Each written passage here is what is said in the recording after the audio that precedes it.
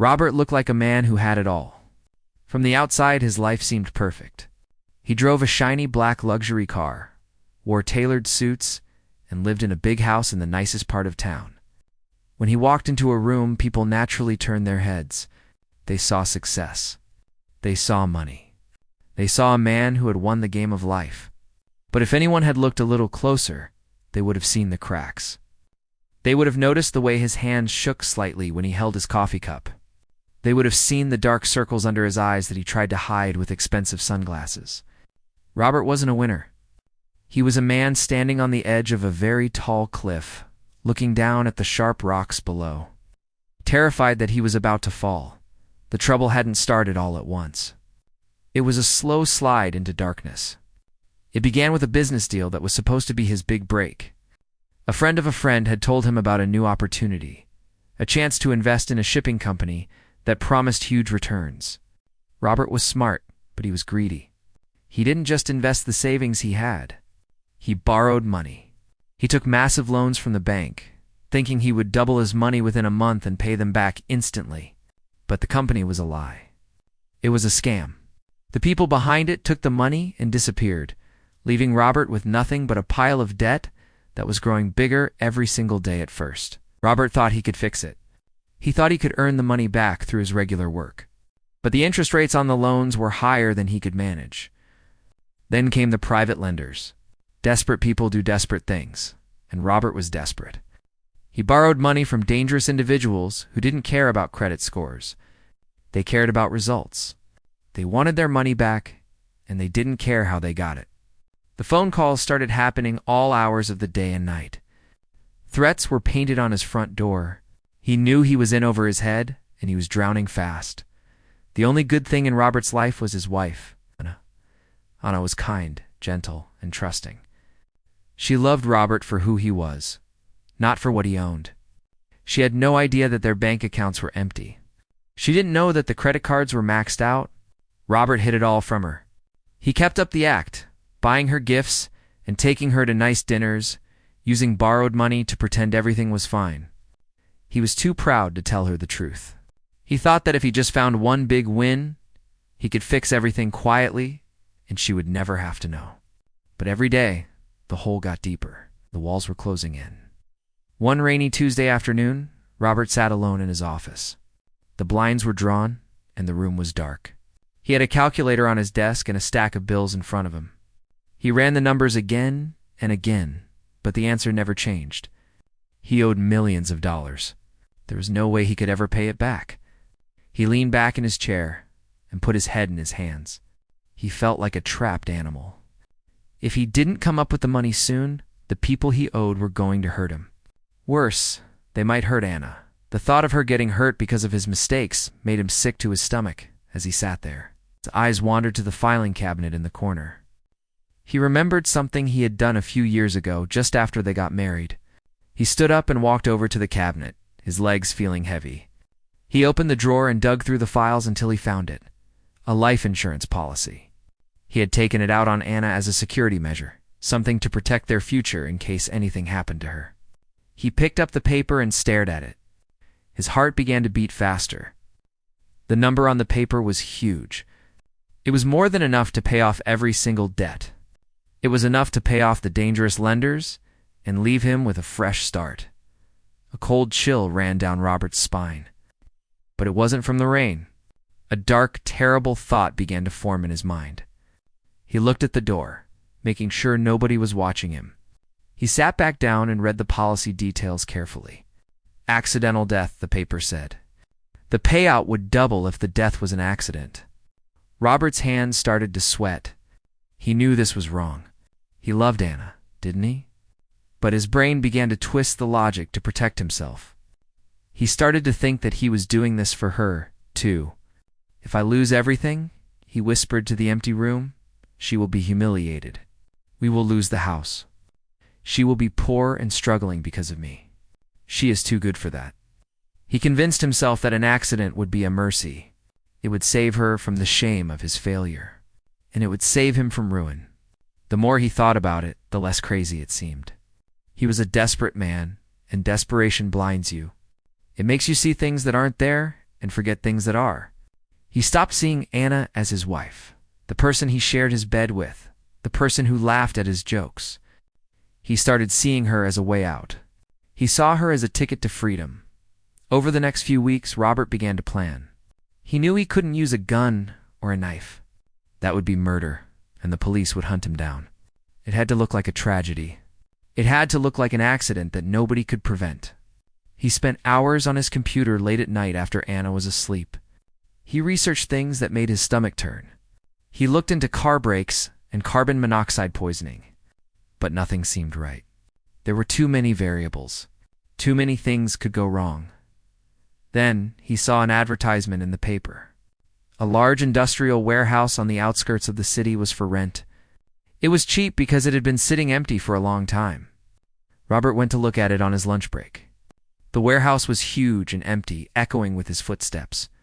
In the back, there was a massive industrial-sized freezer. It was the kind used by food distribution companies to keep meat frozen for months. The walls were thick, insulated metal. The door was heavy and had a latch on the outside. Robert walked inside the freezer. It was turned off, but even without the power, it felt cold and eerie. He stood there in the silence and listened. The warehouse was in a remote area with no neighbors for miles. If someone screamed inside this freezer, nobody would hear them. The soundproofing was perfect. A terrible idea clicked into place in Robert's mind like a key turning in a lock. If he could get Anna inside here and lock the door, it would look like a horrible accident. It would look like she got trapped while they were looking around the property. The cold would do the rest. He rented the warehouse immediately using a fake company name he had created. He didn't tell Anna it was rented. Instead, he came up with a story. He told her that he had found a great opportunity to buy some inventory at a discount, but he had to store it. He said he found a cheap place to rent for just a few months to save money on his business overheads. Anna, always supportive and eager to help him succeed, agreed to go with him the next weekend to help him organize the new space. She even packed a lunch for them, smiling and excited about their new adventure. Robert watched her pack the basket that night. He felt a pang of guilt in his chest, but he pushed it down. The deadline from the lenders was getting closer. He had received a text message that morning with a picture of his house. The message was simple. Time is up. Robert felt he had no other choice. He thought locking her in that freezer would solve all his problems. He thought it would make him rich and free. But he didn't know that his desperate plan was about to ruin his life forever. He thought he was the one setting a trap, but he was actually walking right into one. As he turned off the lights and went to bed, he didn't realize that he had just sealed his own fate. The sun was shining brightly on the Saturday morning. Robert decided to carry out his plan. It was the kind of beautiful day that usually brings people joy, with clear blue skies and a gentle breeze. But for Robert, the nice weather felt like a mockery. He woke up with a heavy feeling in his chest, a tight knot of anxiety that wouldn't go away. He moved around the house like a robot, brushing his teeth and getting dressed without really seeing anything in front of him. Anna was in the kitchen, humming a soft tune while she made sandwiches for their trip. She placed the lunchbox in his hands with a warm smile, her eyes full of trust. "This will be fun," she said cheerfully. "Just like when we first started the business. Just you and me." Robert forced a smile, but it felt like a mask made of stone. He nodded, unable to speak because he was afraid his voice would shake and give him away. The drive to the warehouse was long and uncomfortable. The city slowly faded away, replaced by quiet, empty roads. Anna sat in the passenger seat, looking out the window at the passing trees. She chatted about things she wanted to do to the house, maybe planting a garden in the spring. Robert gripped the steering wheel so hard his knuckles turned white. Every time she spoke, it felt like a tiny stab to his heart. He knew that in a few hours, she would never speak again. He tried to justify his actions in his head over and over. He told himself he was doing this to save their future. He told himself that if he didn't do it, they would both be homeless and in danger. But the voice in the back of his mind kept whispering that this was wrong, that there had to be another way. He pushed that voice down deep, burying it under the mountain of his fear and desperation. They finally arrived at the industrial park. It was a desolate place, filled with old gray buildings that looked like skeletons of the past. The lot Robert had rented was at the very end, far away from the main road. It was completely silent there, except for the wind whistling through the metal structures. Robert pulled the car up to the large bay door. "Here we are," he said, his voice sounding strangely hollow. He got out and unlocked the heavy padlock, rolling the door up with a loud metallic rattle that echoed into the distance. Anna stepped out of the car and looked around. She wrapped her arms around herself, shivering slightly. "It's a bit creepy, isn't it?" she said with a nervous laugh. "Are you sure this place is safe?" Robert forced a laugh, trying to sound confident. "It's perfectly safe, honey. It's just empty. That's why the rent is so cheap. Come on, let's go inside." He took her hand. Her hand was warm and soft, a sharp contrast to the cold, hard reality of what he was about to do.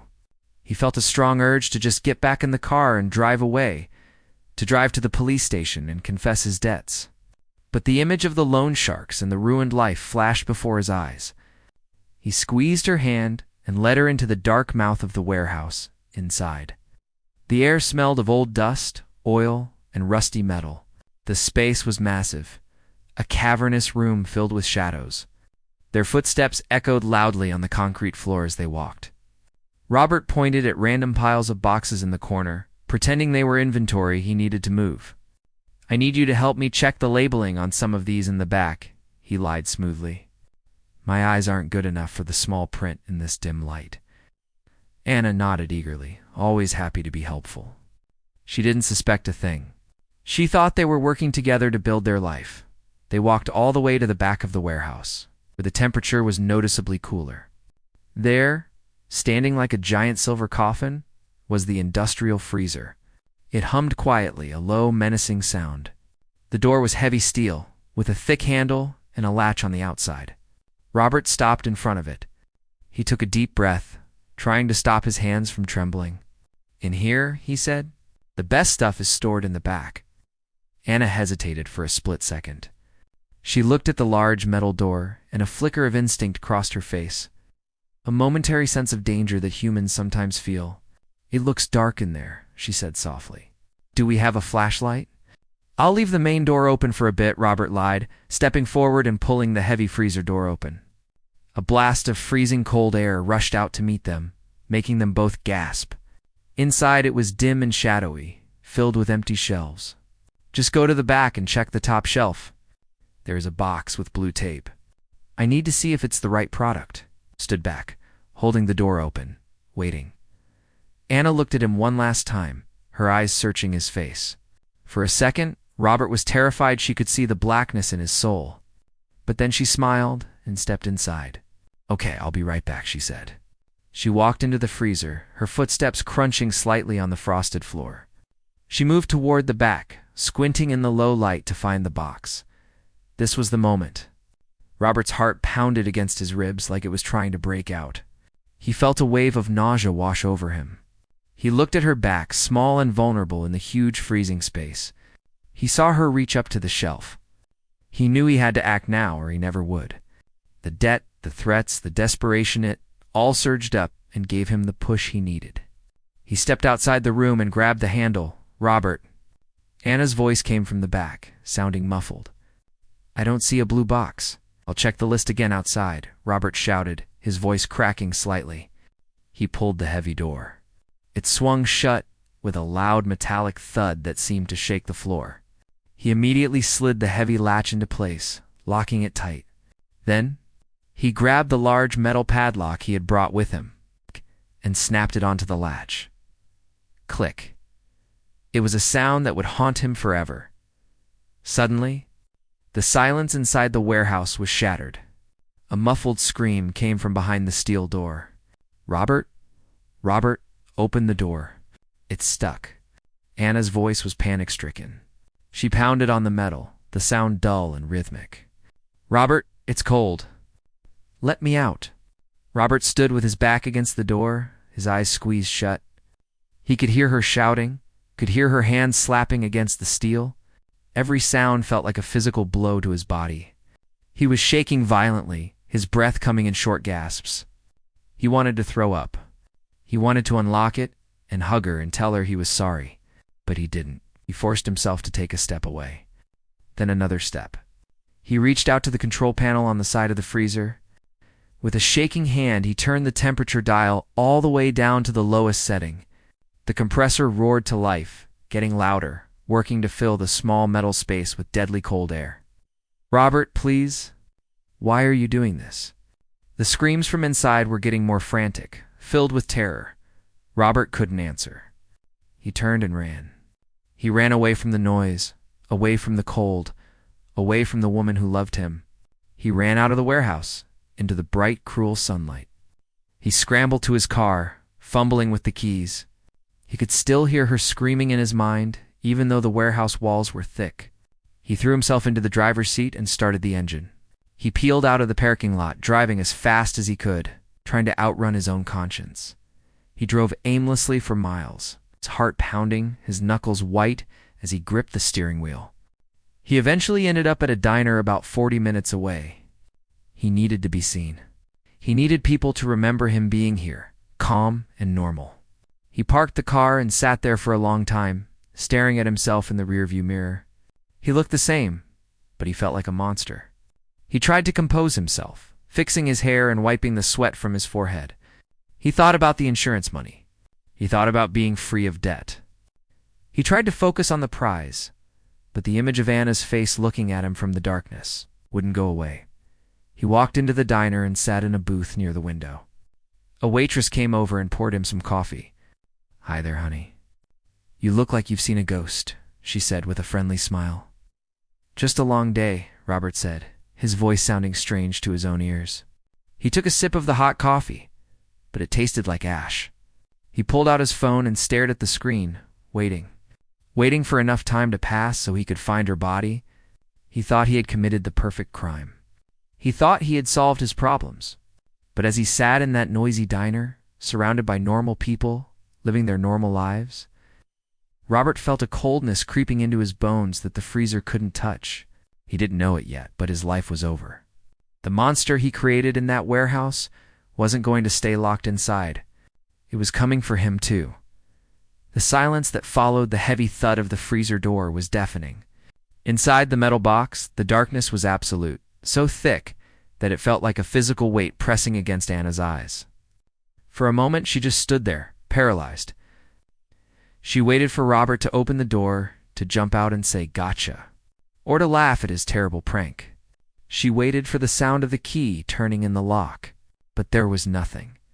Only the low, steady hum of the compressor motor, a sound that seemed to vibrate right through her bones. Then the cold hit her. It wasn't like the chill of a winter morning. It was an aggressive, biting freeze that instantly grabbed hold of her exposed skin. She wrapped her arms around herself and screamed, "Robert, this isn't funny. Open the door." She pounded her fists against the heavy steel door, but the sound was dull and flat. The insulation in the walls was so thick that her screams didn't travel beyond the door, let alone out of the warehouse. She pounded until her hands ached, terror rising in her throat like bile. She rattled the handle, pushing and pulling with all her strength, but it wouldn't budge. It was locked tight. Slowly, the terrible realization began to sink in. He hadn't closed it by accident. He had locked her in on purpose. She remembered the look on his face right before he shut the door, the fear, the sweat, the refusal to meet her eyes. He had known what he was doing. "Why?" she whispered, her voice trembling so hard she could barely get the word out. Hot tears spilled down her cheeks, but they felt freezing against her skin almost instantly. Meanwhile, Robert was sitting in a booth at the diner, 40 minutes away. The noise of the restaurant clinking silverware, loud music, the waitress calling out orders felt like an assault on his senses. He stared at the black coffee in his cup, watching the steam rise. He felt like he was going to throw up. Every few seconds, he looked at his phone, then at the clock on the wall. Time seemed to have stopped. He tried to convince himself that he was doing the right thing, that he had no choice. But the image of her face just before the door closed kept flashing in his mind. The waitress came by to refill his cup and gave him a strange look. "You okay, honey?" "You look like you've seen a ghost," she asked. Robert jumped. He forced a tight smile. "I'm fine," he muttered. "Just a headache." It felt like everyone in the diner was staring at him, like they could see the dark secret he was carrying. He felt exposed, terrified that at any moment, police sirens would scream up outside and arrest him. Back in the freezer, Anna knew she couldn't just stand by the door. The air was getting colder by the minute, and her body was starting to shake violently. She was wearing jeans and a light sweater, not enough to protect her from temperatures that were rapidly dropping below freezing. She knew that if she stayed there, she would die. She had to move. Panic wanted to take over, but she forced herself to breathe. She remembered watching a documentary about survival once. They said that in the cold, you have to stay dry and insulated.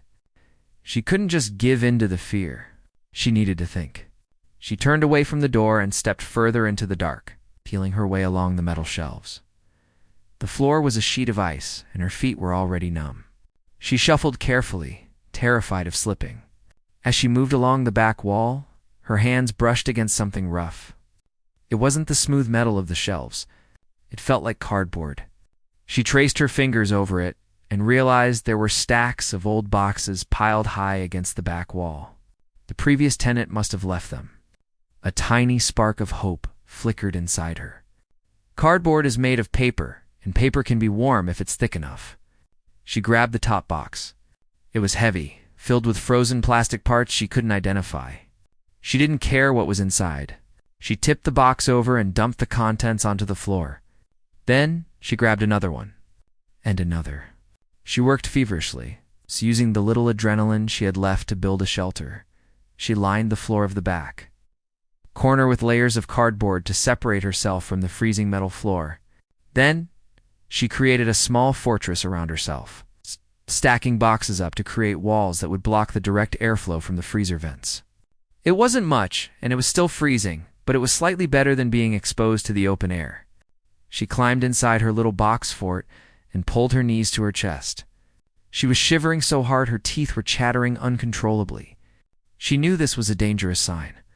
She remembered that shivering was the body's way of trying to warm up.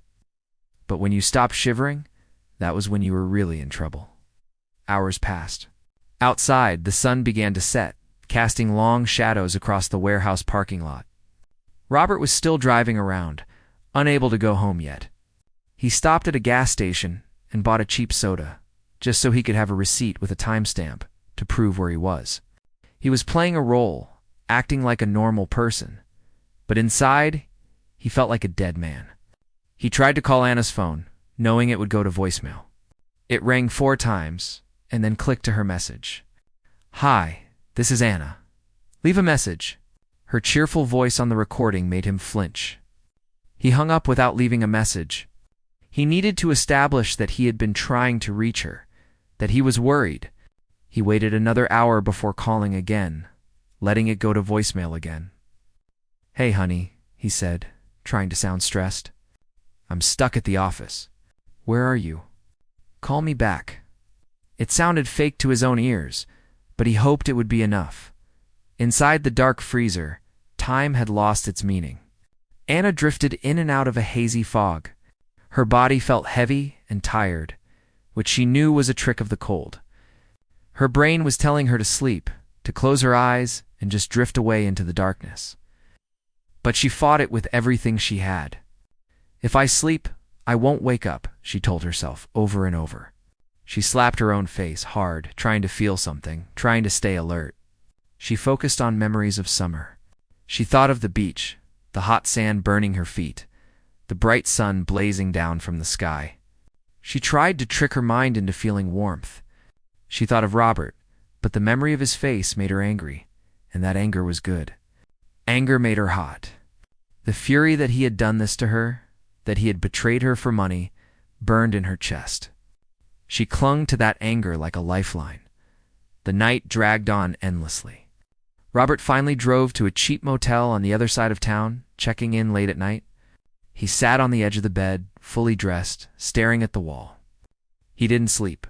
How could he? Every time he closed his eyes, he heard the thud of the freezer door. He felt like the walls of the motel room were closing in on him. He was drowning in guilt and fear. He told himself that tomorrow he would go back to the warehouse. He would find her body. He would call the police and cry and act like the grieving husband. It was a perfect plan on paper, but in reality, he was falling apart. He realized too late that you can't do something this terrible and just walk away from it unchanged. The money wasn't worth this feeling. It wasn't worth the darkness that was filling his soul. As the first light of dawn began to creep through the cracks of the warehouse roof, Anna was still alive, but barely. Her small cocoon of cardboard had saved her from freezing to death instantly, but the cold was winning. Her movements were slow and sluggish. Her fingers and toes were completely numb. She was weak, but she was still there. She was a survivor. She thought about her parents, her friends, all the people who loved her. She wasn't going to let him win. She wasn't going to let him take her life away. She gathered the last of her strength and began to bang on the cardboard walls of her shelter, creating a rhythm to keep herself awake. Thump, thump. She was still here. She was still fighting. She didn't know that her fight was far from over, that help was closer than she thought. Robert checked out of the motel as soon as the sun came up. He looked terrible. His eyes were red, his skin was pale, and his clothes were wrinkled. He drove toward the warehouse, rehearsing his story in his head. He would act frantic. He would say he had been trying to call her all night. He would say she must have gone to the warehouse alone. He took a deep breath and turned onto the long, empty road that led to the industrial park. He thought he was returning to a tomb, to a crime scene where he would play the role of the victim. He thought he was going to get away with murder. But as he approached the warehouse, he noticed something that stopped his heart. There was a delivery truck parked at the loading bay of the unit next to his. The plan was starting to unravel, and he had no idea how bad it was about to get. Robert drove down the long, empty road toward the warehouse, his stomach churning with a mix of dread and nervous anticipation. He had rehearsed his story 1,000 times during the sleepless night at the motel. He would drive up, find the door locked from the inside, panic, call the police, and scream that his wife was trapped. He would play the part of the grieving husband perfectly, shedding real tears of guilt and relief that his debt problem was finally solved. He expected the industrial park to be silent and dead, just as it had been when he left. But as the warehouse came into view, his heart skipped a beat. There was a large delivery truck parked right next to his unit, and behind it, flashing lights of red and blue cut through the morning mist. Robert slammed on his brakes, his car skidding slightly on the gravel. He stared, his eyes wide with terror. An ambulance was there, its back doors open, and 2 police cars were parked at angles. "No," he whispered, his voice barely audible. "This isn't possible," his mind raced. Had she escaped? Had she broken the lock? How could she be alive after a whole night in that freezing box? He felt trapped. He couldn't just drive away now. That would make him look incredibly guilty. He had to go forward. He had to act. He checked his reflection in the rearview mirror one last time, trying to wipe the look of pure panic off his face. He took a deep breath, trying to summon the acting skills he thought he had. "You just found her," he told himself. "You are the worried husband." Parked the car and got out, stumbling slightly as his legs felt like jelly. He started running toward the commotion, putting on his best performance of shock. "Anna," he screamed, his voice cracking. "Anna, what happened?" A police officer stepped in front of him, holding up a hand to stop him. "Sir, stay back. This is an active scene," the officer said sternly. "But that's my warehouse," Robert yelled, letting fake tears stream down his face. "My wife. She was supposed to be here. Is she okay?" The officer looked at him suspiciously. "Are you Robert?" he asked. Robert nodded frantically. Yes, that's me. Please, tell me what's going on." Just then, a young man in a delivery uniform walked over, looking pale and shaken. It turned out he was the hero of the morning. He had arrived early to make a drop-off at the neighboring unit, thinking he was alone in the park. He told the police that he had heard a strange rhythmic banging sound. It wasn't loud, but it was persistent, like metal hitting metal. At first, he thought it was just the wind or machinery settling, But then, in the quiet of the early morning, he heard a faint scream. He realized it was coming from Robert's unit. He had called 911 immediately. Robert felt his blood run cold. His perfect plan was ruined by a delivery driver who was just doing his job early. He watched helplessly as two paramedics emerged from the warehouse, carrying a stretcher. A blanket was pulled up high around the person lying on it, but he could see a hand hanging over the side. It was Anna's hand. It looked blue and pale, swollen from the cold, but the fingers were moving. She was alive. The reality of it hit Robert like a truck. He had failed. He hadn't just failed to kill her. He had failed to get away with it. He watched in horror as they loaded her into the ambulance.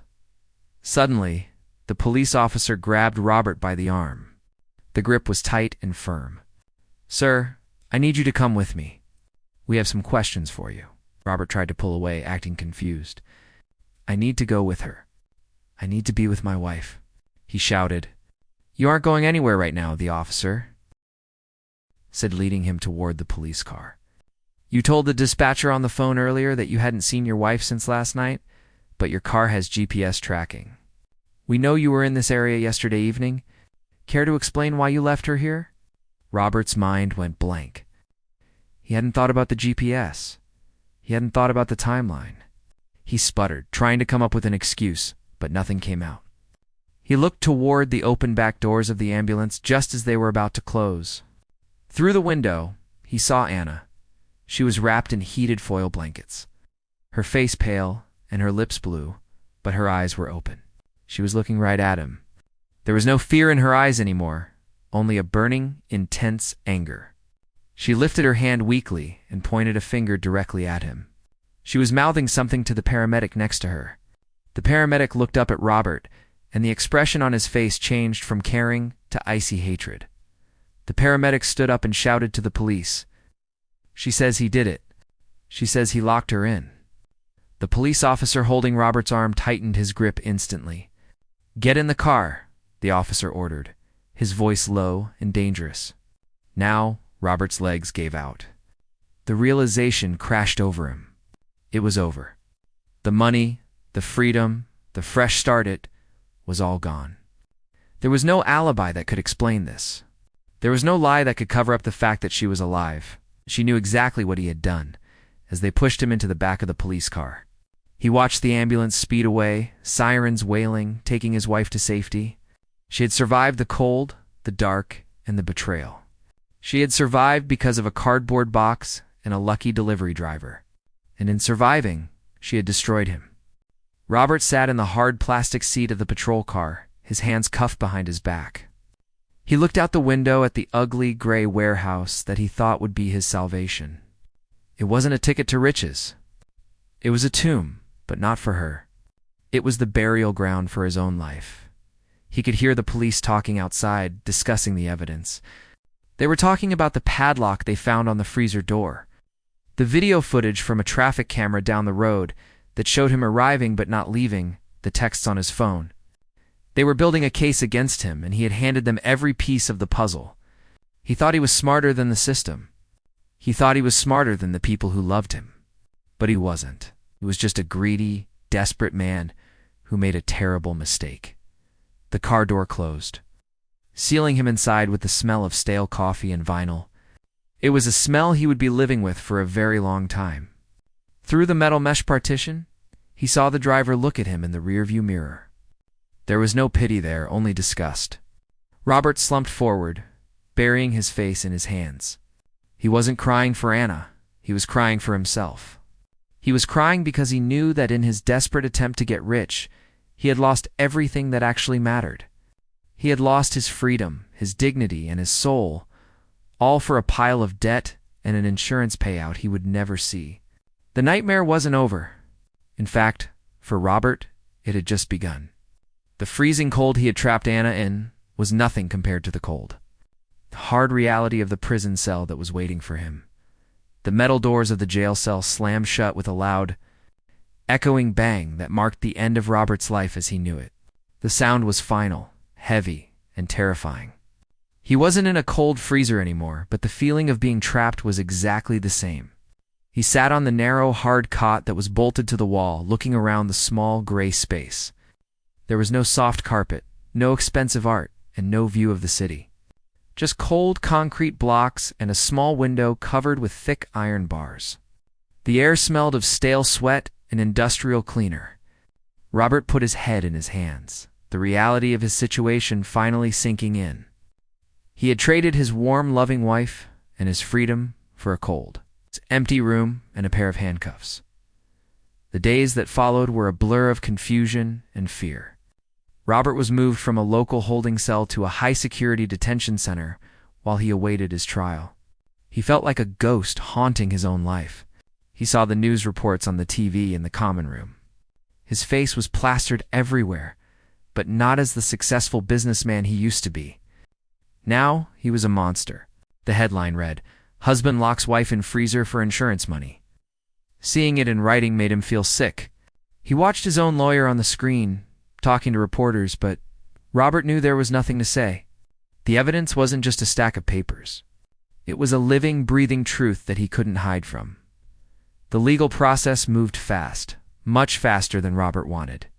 His lawyer, a tired-looking man who had seen too many criminals, came to visit him. Robert sat at the metal table, his wrists and ankles chained, waiting for some good news. But the lawyer just shook his head. "Robert, we need to talk about a plea deal," he said softly. Robert stared at him. "A deal? I want to fight this. I can explain it." The lawyer sighed and leaned forward. "There is nothing to explain. The police found your car on the security footage. They have the logs from your phone. They have the lock.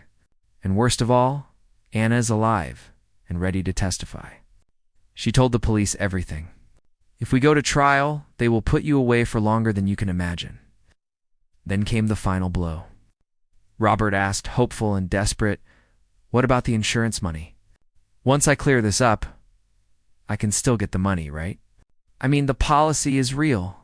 The lawyer looked at him with a mix of pity and disgust. "Robert, you don't understand? You were arrested for attempted murder. Insurance companies do not pay out for murder. Even if she had died, the investigation would have proven it was murder, and the policy would have been void. You threw away your wife for a pile of money that was never actually yours to take?" Robert sat back, stunned. He had ruined everything for $0. He was still in debt, and now he had nothing. The trial was a painful public spectacle. The courtroom was packed every day. People sat in the benches, staring at him with cold eyes, whispering as he walked in. Robert sat at the defense table, wearing an ill-fitting suit, staring down at his hands. He couldn't bear to look at Anna. She was there, sitting in the front row with her family. She looked better than she had in the warehouse, but she still wore a scarf to hide the scars on her neck from the cold air. She was pale and thin, but her eyes were hard and bright. She didn't look at him, which somehow hurt more than if she had glared at him. It was like he didn't even exist to her anymore. The prosecutor brought out witness after witness. The delivery driver who saved her life described the terrifying sound of her screaming. The police officers detailed the temperature of the freezer and the heavy lock on the door. Finally, Anna took the stand. Her voice was quiet, but it filled the room. She described the fear she felt when the door slammed, the freezing cold. Now, the moment she realized her husband had done it to her, she spoke about the cardboard box she used to survive, and how she fought to stay alive, not just for herself, but to make sure Robert didn't win. When she pointed to Robert and said, "He left me there to die," there wasn't a dry eye in the courtroom. Robert listened to it all, shrinking deeper into his chair. He wanted to stand up and yell that he was sorry, that he was desperate, that he didn't mean to hurt her. But the truth was, he had meant it. In that moment of greed, he had chosen money over her life. The jury didn't leave the room for long. It was an open and shut case. When they came back, the foreman read the verdict loud and clear. Guilty on all counts. The judge, looking down at Robert with severe eyes, didn't show any mercy. He sentenced Robert to life in prison without the possibility of parole. "You tried to freeze a human heart for profit," the judge said. "Now you will spend the rest of your life in a cold cell, thinking about what you did." Years passed, and the world moved on without Robert. The warehouse was torn down, replaced by a new shopping center. Anna slowly healed. She used her story to help others, becoming a symbol of survival and strength. She eventually found happiness again, but she never forgot the darkness she survived. She never let herself be that trusting again. Robert, however, remained stuck in the past. He was transferred to a maximum security prison deep in the countryside. The routine was always the same. Wake up at 6 a.m., eat a terrible breakfast, work a meaningless job in the laundry room, and go back to his cell. One winter evening, Robert sat on his bed, looking out the tiny window of his cell. Outside, snow was falling, covering the grounds in white. The heating in the prison was broken, and the air in his cell was bitter and cold. He shivered, pulling his thin blanket tighter around his shoulders. The coldness reminded him of that day. It reminded him of the freezer. He often dreamed about the freezer now. In his dreams, he was the one inside, banging on the door, screaming for help that never came. He thought about the life he used to have. He remembered the smell of Anna's cooking, the sound of her laughter, the warmth of her hand in his. He remembered driving his nice car and buying expensive clothes. None of it mattered now. The money was gone. The house was gone. The respect was gone. He was just a number in a system, a forgotten man. He realized too late that the wealth he had chased was an illusion. The only real richness he had ever possessed was the love of a good woman, and he had thrown it away like trash, Robert.